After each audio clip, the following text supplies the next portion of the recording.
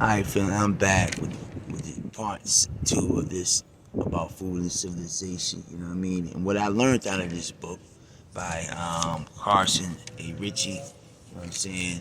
One love to everyone who is following me, and those newbies that's maybe just now following me. Really appreciate the love. Please share this information, remix it, do whatever you have to. You know, find some little clips in it. There's some jewels. You know, let's drop them on other people so they know what's going on out here. Because, like I was saying in part 1, you know, are these things that we're eating, consuming, really for our chemical makeup? You know what I'm saying? As an African American or African and native of this land, because a lot of like pigs and all that wasn't part of the American soils and stuff. You feel what I'm saying? It's a lot of animals that when they came over here, they brought disease. You know what I'm saying? Among our people, wiped out whole clans of people, family. And so I'm just saying that we have to investigate this more, I feel. I seen a brother, what's his name? Ali Muhammad. Brilliant brother on the health, you know what I mean? I need to get his book that he got, you know, once I, you know, yeah, I'm definitely going to try to get that book, you know, dealing with the melanated people, because, you know, the brother was saying that it's a lot of herbs that we taking, you know, that we was taught to take, you know, through the, like I was saying earlier, from the Benedict Lust Foundation. That's Anna Earhart and all of them with dealing with the mucilage diet and all of them. They was part of what's called the Benedict Lust Foundation. So Benedict Lust was considered one of the pioneer of holistic or naturopathic medicine within the American soil. We talking about here, fam. You know what I'm saying? Because you know we're Americans and so forth. So we like a newly formed country, so to speak, really under the rule of England, right? Of Great Britain. So let's get back to these information about English brought to America and following food plants, pears, peaches. Remember I showed y'all right here on IG, you know what I'm saying, the peach tree, you know, the apple tree that I was showing y'all, the pretty white flowers. Those are actually green apples, okay? But, you know, it showed y'all the peach tree and stuff like that. So they saying that the Englishmen that we're talking about introduced these type of plants to the Americans. So they saying apricot, okay, 1629 in Virginia. Almonds, figs, walnuts, and other exotic fruits. Now check this out. Now fruits, amongst their culture, amongst their civilization, if you want to call it, fruits was mainly, especially tropical fruits, was mainly only consumed between the noblemen and noblewomen. You know, people for money, aristocrats. You know what I'm saying? The average cat within their culture, you know what I'm saying, from the hood or something like that. What is, you know, these fruits here? What is a fruit? Because actually, check this out. From my understanding, you know, I'm just checking out what they were saying in this book, is what I'm saying right now, is that fruits wasn't really introduced to the whole society like that in England over there, you know, in that United Britain and all that, right? Until 1901. You know what I'm saying? It was brought over on what's called the Fife ships. Okay, by Fife, that's F-Y-F-F-E. That's F-Y-F-F-E ships, right? Or, you know, that's also, I think, the name of the guy as well, who brought them over, family, to their country and introduced fruits, and, you know, because they was mainly eating meat and stuff, man, and grains, which they speak about that in this book too, like rye, There's a couple of grains that they ate in their cultural environment because that's all they had to eat for a while because of famine, family. So that they produce it inside eating these particular grains. Had a couple of herbs. I'm trying to think of. I think ginger was one. It was a couple of other ones. That they also include. It wasn't those many. I think it was more than 4 or 5 that they mentioned in here. That they added spice thyme. I think was one. Sage. I think was one. But it was a couple of different herbs, like I said, that they mixed in with these things, but they didn't have a lot of seasonings neither. You know how the brothers in the hood, we love our seasonings. You know, we're gonna add about 5, 10 different types of herbs and seasonings on our food, fam. Give it that taste, you know, and a little extra bite. You know what I'm saying? But I'm saying in their culture, family, it wasn't really heard of like that, fam. Y'all follow? It ain't. That's why, you know, I heard people even had some of the food, you know, it's kind of what we call bland. Don't really have what we call a lot of taste to it and stuff like that, fam. It's part of culture, fam. It's part of what was taught for millenniums, fam. Just like certain things were taught to us for millenniums, that's part of our culture. But now we're so entangled that we don't even really know our culture, fam. We don't know that, you know, a lot of us came from a tropical type of place, a vegetarian type of atmosphere. Maybe only ate pieces of meat during the winter time. You know, other than that, spring, summer, and fall, fam, you fruits and vegetables, fam. For millenniums and millenniums. Now everybody like, you know, I need my protein. So they feel they need meat every single day. It's sad. Because maybe that's not part of our culture, fam. It's what I'm trying to get at, the taste for blood. You know, we was eating fruits, melons, stuff like that, fam. So let's go into the Peru apple. What is that? A Peru apple, they saying, was the tomato, or is the tomato. I'm like, wow, interesting. You had in St. Augustine, Florida in 1565, that's when they saying that oranges was pretty much first planted in the regions. You know, the Sunshine State, right? And then you had around when the 1900s, you had this invention called the refrigerator car, and you had also the refrigerated ships. So now they can really start exporting these islands in different places and start shipping out, you know, now the tropical fruits that, remember I told you, it was originally just for the noblemen, the aristocrats, people who had some money or had access to these type of exotic fruits or tropical fruits that came from other countries and so forth, right? So now we looking at in 1840, 1850, the Mandarin orange. I think I'm pronouncing it right. Mandarin oranges. They arrived in New Orleans around that time. Okay, and then you had in 1894, of course, here comes the Sunkist brand out of California. Okay, and then here we go with some of the first fruit companies. In the 1885, you had the Boston Fruit Company, BFC.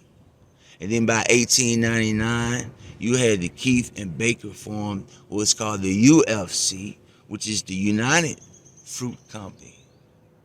By 1950, though, you know what I'm saying, you know, I guess due to that greed and stuff, you know, There was some things that was against them, resentment and stuff like that. Especially in these islands, they had to sit there and work for long hours, for this company.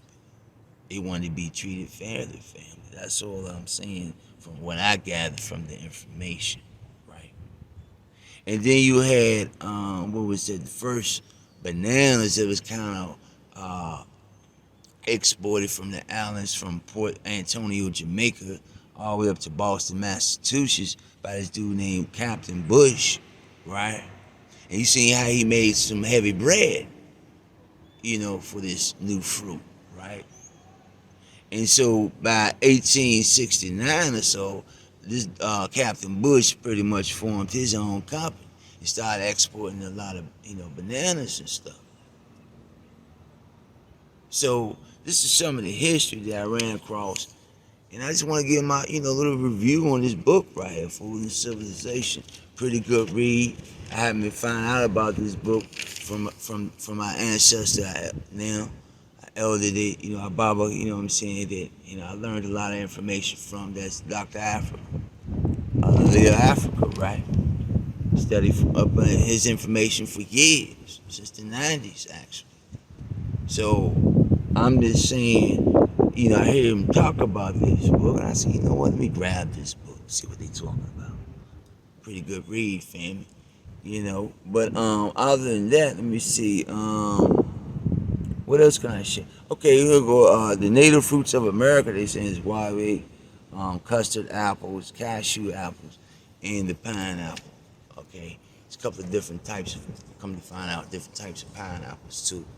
Well, I guess I ain't gonna hold y'all ears up, hostage too long.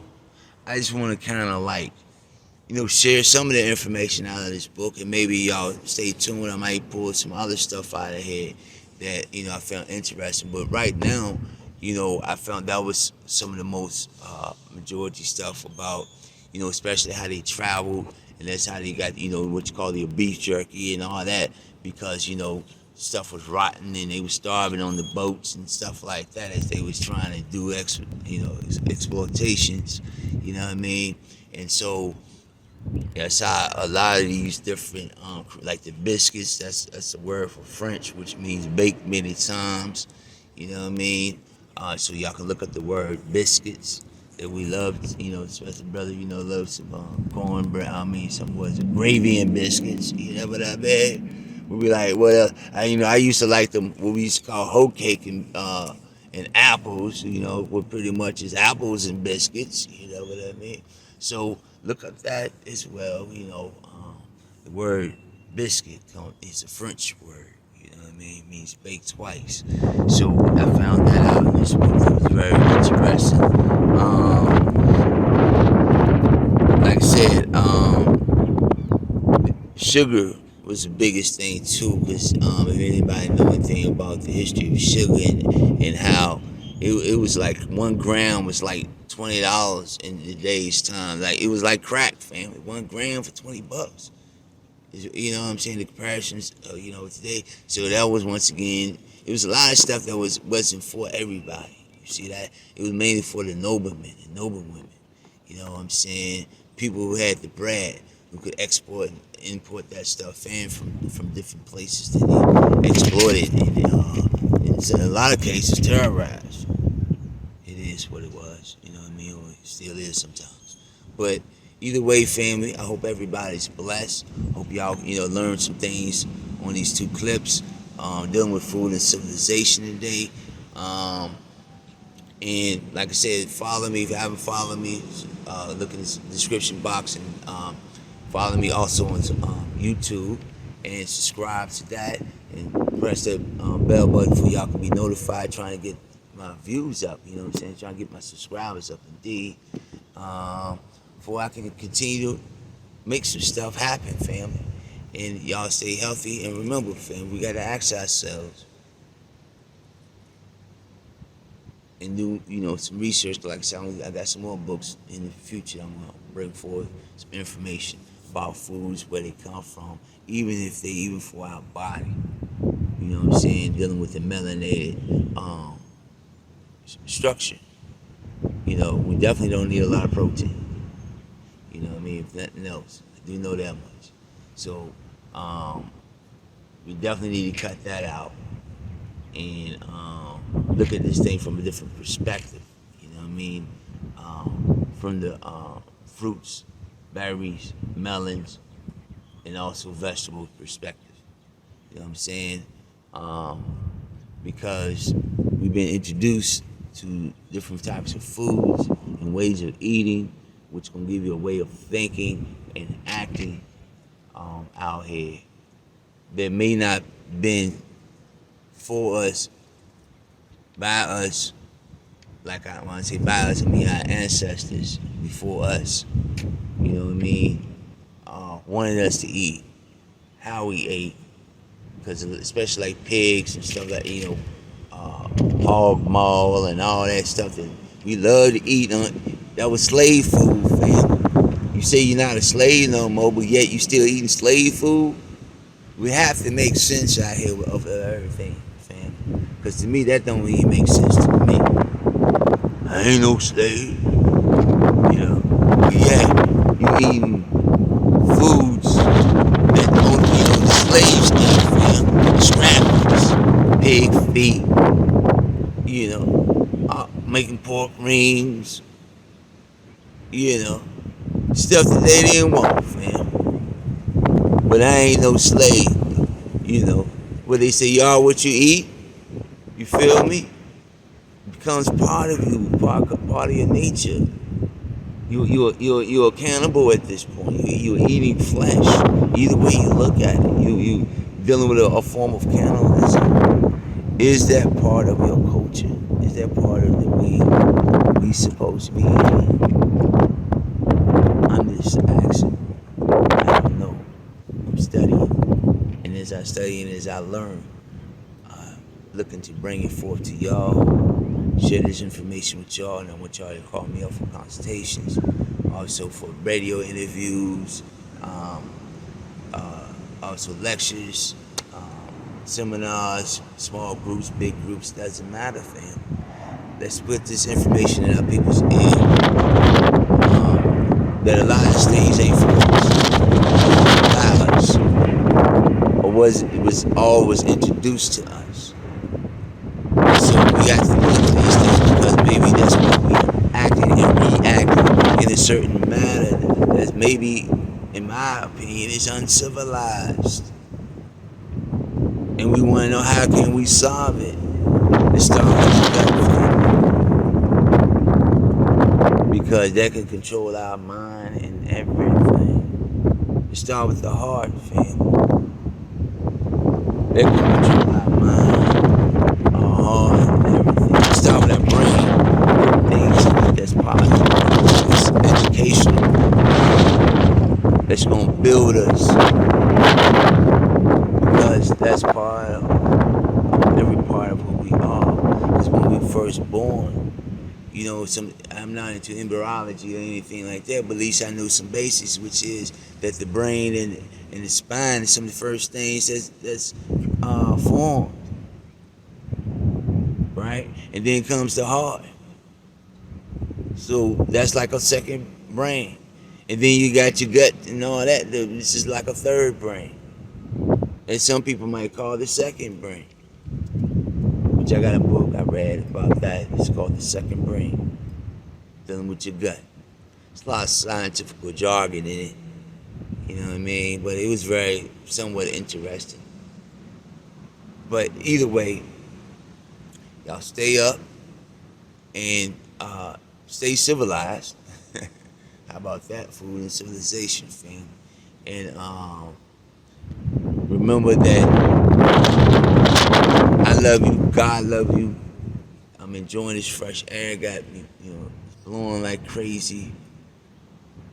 It means Mother Earth, maybe a storm is going on somewhere nearby. Then maybe 100, 200, 300, 400 miles away. But you got to understand that this may be happening. It may be coming our way. You gotta know how, when leaves are flipped over, when leaves are on the trees, that means a storm is coming. You know, it's different things I'll be showing y'all right here on my IG as time goes on. If y'all follow me, just get my followers up and also subscribe. Alright? One love. Until next time, y'all stay strong. Try to stay healthy, and positive. One love, Dr. Copeland, GM.